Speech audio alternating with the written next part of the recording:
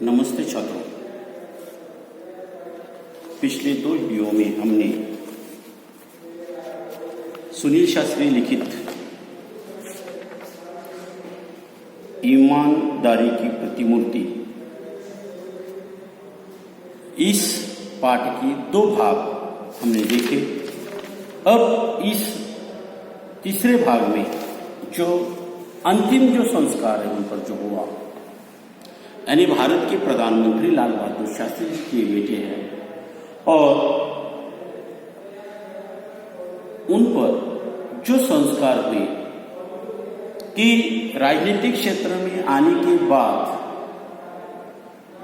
जो सरकारी जो चीजें हैं उस सरकारी चीजों का अपने निजी स्वार्थ के लिए उसका उपयोग नहीं करना चाहिए, एक संस्कार हमने देखा।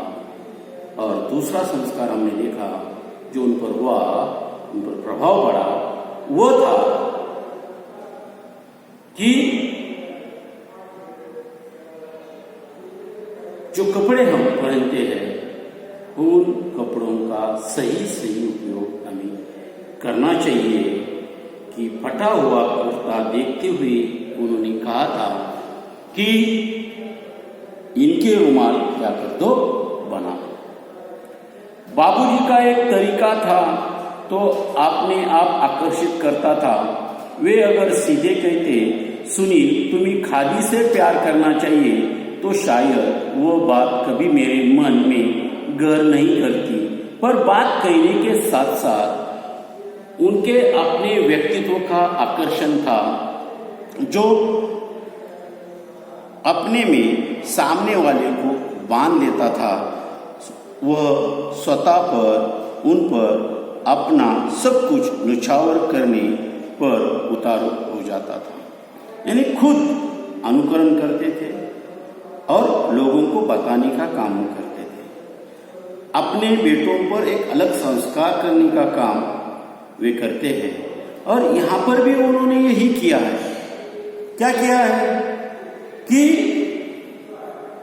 राजनीतिक क्षेत्र में हो, चाहे घर में हो या अन्य कोई बातों में हो, तो उन बातों को सही उन्होंने सही रास्ता दिखाने का काम यहाँ पर लाल बहादुर शास्त्री जी ने यहाँ किया।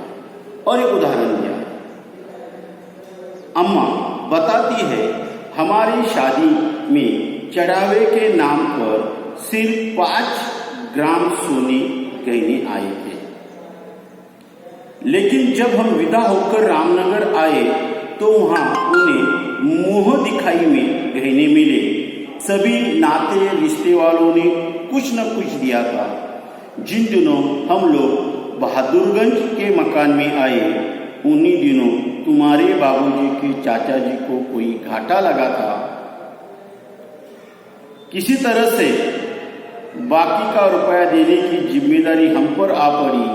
बात क्या थी उसकी ठीक से जानकारी देने की जरूरत हमने नहीं सोची और न ही इसके बारे में कभी कुछ पूछताछ हुई। और लेकर अम्मा बताती है कि हमारे शादी में वधू के दिए जाने वाले जो गहने हैं, चारों से चढ़ावा कहा जाता है, सिर्फ 5 ग्राम सोने के गहने थे। लेकिन जब वो विदा होकर रामनगर आए तो वहां पर वधू का चेहरा दिखाने का जो रिवाज है, जिसे मुंह दिखाई कहा जाता है, रस्म कहा जाता है, वहां पर जो भी चेहरे देखने वाले होते हैं वो कुछ न कुछ उस वधू को देते हैं।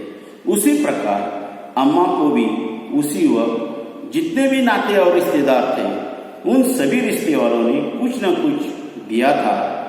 जिन दिनों हम लोग बहादुरगंज के मकान में जब आए तो उन्हीं दिनों तुम्हारे बाबूजी के जो चाचा है, भाई है, उनको कोई घाटा लगा। बात क्या थी उसकी ठीक से जानकारी लेने की जरूरत हमने नहीं सोची और न ही इसके बारे में कभी पूछताछ की। एक दिन तुम्हारे बाबूजी ने दुनिया की मुसीबतों और मनुष्य की मजबूरियों को समझते हुए जब हमसे गहनों की मांग की तो क्षण भर के लिए हमें कुछ वैसा लगा और गहना देने में तनिक हिचकिचाहट महसूस हुई, पर यह सोचा कि प्रसन्नता में हमारी खुशी है। हमने गहने दे दी। केवल टीका, नथुनी, बिछिया रख लिए थे। वे हमारे सुहाग वाले गहने थे। उस दिन तो उन्होंने कुछ नहीं कहा, पर दूसरे दिन वे अपनी पीड़ा न रोक सके। कहने लगे, तुम जब मिर्जापुर जाओगी और लोग गहनों के संबंध में पूछेगी तो क्या कहोगे? और एक दिन की बात है, जो गहने आए थे, जो मुंह दिखाई में उन्हें मिले थे, तो एक दिन तुम्हारे बाबूजी ने दुनिया की मुसीबतों और मनुष्य की मजबूरियों को समझाते हुए, यानी दुनिया की किसी भी लोगों की कोई मुसीबत हो, किसी पर संकट आ जाए तो, और किसी मनुष्य की मजबूरी हो, तो समझाते हुए जब हमसे गहनों की मांग की कि इन लोगों की मजबूरियां है, मुसीबतें हुई, तो क्षण भर के लिए हमें कुछ वैसा लगा और गहना देने में तनिकी क्षणिक हिचकिचाहट महसूस हुई। उसी क्षण वो सोने देने के लिए तैयार नहीं होती, क्षणिक तनिक लेकिन महसूस हुई, पर यह सोचा कि बाबूजी की जो प्रसन्नता है, वह प्रसन्नता में ही मेरी खुशी है। यानी मेरे जो पति है, उस पति में जो खुशी है वो मेरी खुशी है, और हमने गहने दे दिए। लेकिन जब वो गहने दिए तो लाल बहादुर शास्त्री जी को भी ये अच्छा नहीं लगा, लेकिन कहने लगे कि तुम जब मिर्जापुर जाओगी और लोग गहनों के संबंध में पूछेंगे तो क्या कहोगी? हम मुस्कुराई और कहा, उसके लिए आप चिंता न करें, हमने बहाना सोच लिया है। हम कह देंगे कि गांधी जी के कहने के अनुसार हमने गहने छोड़ दिए हैं, इस पर कोई भी शंका नहीं करेगा। तुम्हारे बाबूजी तनिक देर चुप रहे, फिर बोले, तुम्हें यहाँ बहुत तकलीफ है, इसे मैं अच्छी तरह समझता हूँ।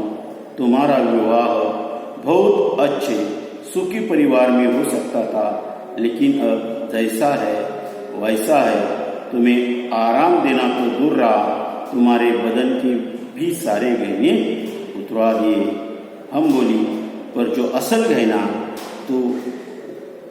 है वो तो है, हम बस वही चाहिए। अब उन गहनों की चिंता न करें, समय आ जाने पर फिर बन जाएंगे। सदा ऐसे ही दिन थोड़े रहेंगे, दुख सुख तो सदा ही लगा रहता है। और ये जो बातें यहाँ पर है कि उन्होंने कहा कि जब तुम्हारे गांव वाले पूछेंगे, रिश्तेदार पूछेंगे, ये क्या बात हुई है, कैसा हुआ ये, तो ये जो बात पूछेंगे तो मैं क्या जवाब दूंगी कि महात्मा गांधी जी के कहने के अनुसार हमने गहने पहनने क्या छोड़ दिए हैं, और इस बात पर कोई भी व्यक्ति शंका नहीं करेगा। उसी वक्त बाबूजी तनिक चुप रहे और बोले, तुम मेरे साथ शादी करके बहुत तकलीफ में हैं, इसमें अच्छी तरह समझता हूँ कि तुम्हारा जो विवाह है अच्छे सुखी परिवार में हो सकता था, लेकिन अब जैसा है वैसा है।